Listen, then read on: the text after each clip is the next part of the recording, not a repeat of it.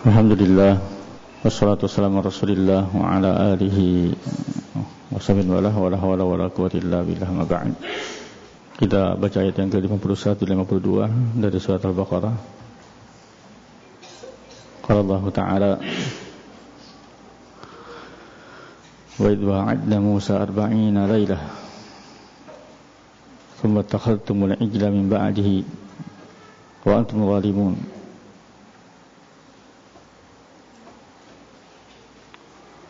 Thumma afawna ankum min ba'di dzalika la'allakum tashkurun.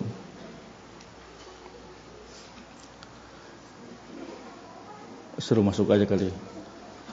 Pada bercanda. Wa idh wa'adna Musa, kita tahu berarti ada takdir udhkuru. Jadi udhkuru idh wa'adna Musa 40 lailah. Dan ingatlah kalian tatkala kami menjanjikan kepada Musa alaihissalam 40 malam. Tsumma takhadtumul ijla min ba'dihi. Kemudian kalian ittakhadtum bermakna sayyartum. Ittakhadha bimana sayyar berarti membutuhkan dua maf'ul. Maf'ul yang pertama adalah ijla. Ittakhadtumul ijla. Maf'ul kedua mahdhuf. Takdirnya ilahan. Sehingga maknanya tsumma ittakhadtumul ijla ilahan. Kemudian kalian menjadikan ijil, menjadikan anak sapi sebagai ilah, sebagai sesembahan kalian yang kalian sembah min ba'dihi, setelah berangkatnya Musa alaihissalam menuju tempat yang Allah janjikan. Ini mananya. Itu yang ma'ruf ya. Disebutkan oleh Syekh Ibnu Utsaimin rahimahullahu taala,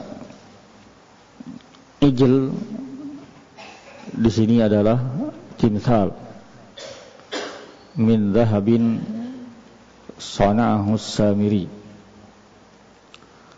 Ijil itu adalah patung dari emas yang dibuat oleh seorang yang bernama As-Samiri. Sehingga mana ayat, dan ingatlah oleh kalian tatkala kami menjanjikan kepada Musa alaihissalam 40 hari 40 malam.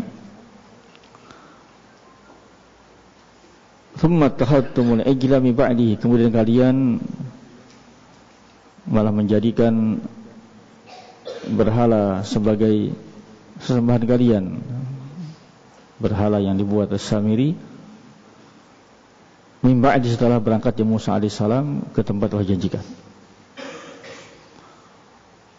Wa antum zalimun. Ini jumlah haliyah. Jumlah haliyah yang dalam keadaan kalian berbuat zalim dengan perbuatan tersebut. Perbuatan kalian menyembah ijil yang dibuat oleh Samiri ini adalah perbuatan zalim kalian. Tsumma afawna ankum min ba'di dzalik. Tsumma kemudian afawna ankum, kami maafkan kalian.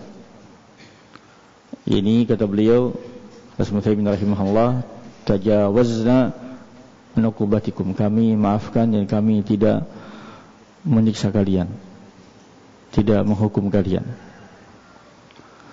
Min ba'di dzalik, setelah itu, dikatakan setelah itu karena kemudian mereka bertaubat kepada Allah Subhanahu wa taala dan membunuh diri mereka. Sebagaimana nanti di ayat berikutnya,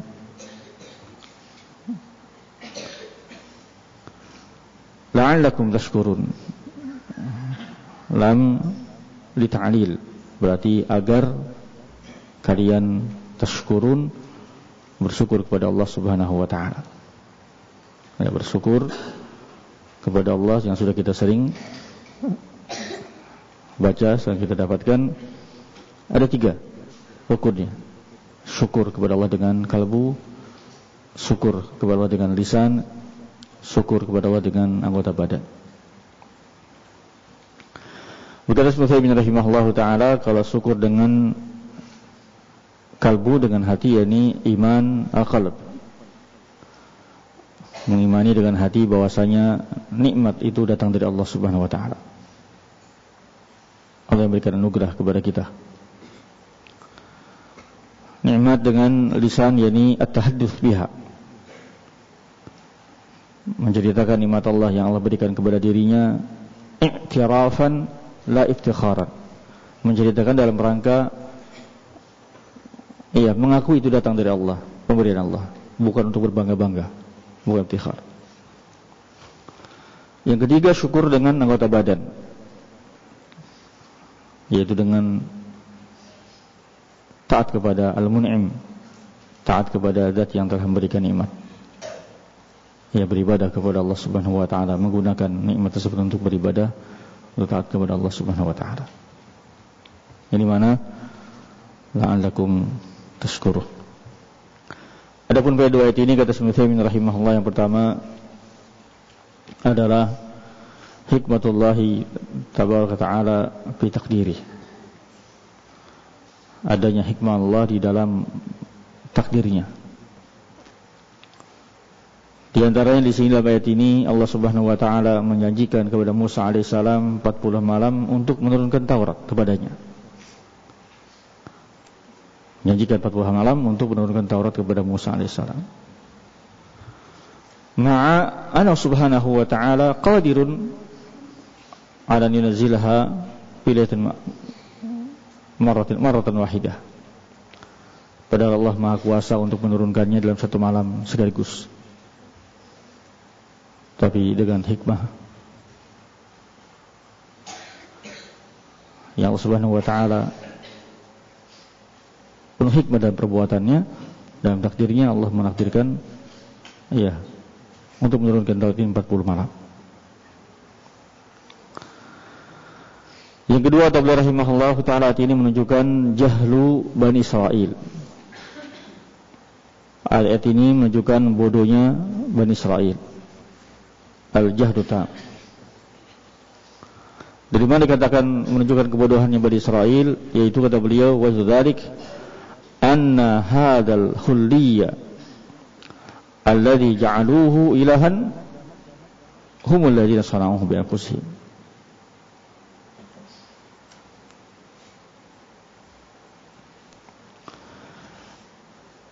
Perhiasan huldi yang mereka jadikan sebagai ilah sembahan mereka, itu mereka sendiri yang membuat.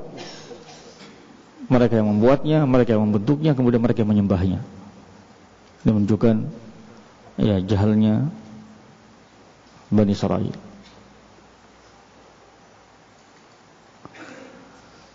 Yang ketiga, anna ittikhadhahum ala ijla kana an dhulmin, bahwasanya perbuatan mereka menjadikan ijl yang dibuat tadi sebagai sembahan selain Allah itu adalah termasuk kezaliman, dan bahkan adalah menzalimi, ini kesyirikan, mensekutukan Allah dalam ibadah. Wa minha di antaranya kata Syaikhul Utsaimin rahimahullah, itu menunjukkan si'atu hilmillah azza wajalla, luasnya hilmullah, Allah Subhanahu wa taala tidak segera menyiksa hambanya ketika berbuat maksiat. Ketika mereka menyembah ijil, tidak langsung Allah Subhanahu wa taala mengiqab mereka, dan bahkan Allah berikan taufik kepada mereka untuk bertaubat. Mereka bertaubat, mereka membunuh diri mereka, maka Allah pun menerima taubat mereka.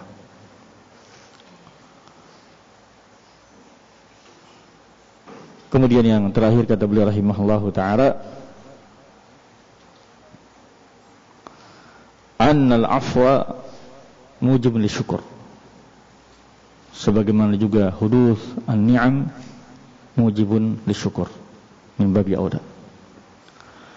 Adanya pemaafan dari Allah, Allah memaafkan dosa-dosa kita, Allah memaafkan perbuatan maksiat kita, itu adalah satu perkara yang mengharuskan ada yang syukur. Iya, thumma afawna ankum min ba'di dzalika la'allakum tashkurun. Kemudian kami maafkan kalian setelah itu agar kalian bersyukur, menunjukkan ketika Allah memberikan maaf, mengampuni, ini mengharuskan adanya syukur. Demikian juga huduth an-ni'am, datangnya nikmat-nikmat Allah kepada kita juga mujibun syukur, juga harus yang mendatangkan syukur kita kepada Allah Subhanahu wa taala. Syukur ya baik dengan adanya nikmat yang dapat atau dengan didapatnya pemaafan dari Allah Subhanahu wa taala dari dosa-dosa kita. Wallahu a'lam.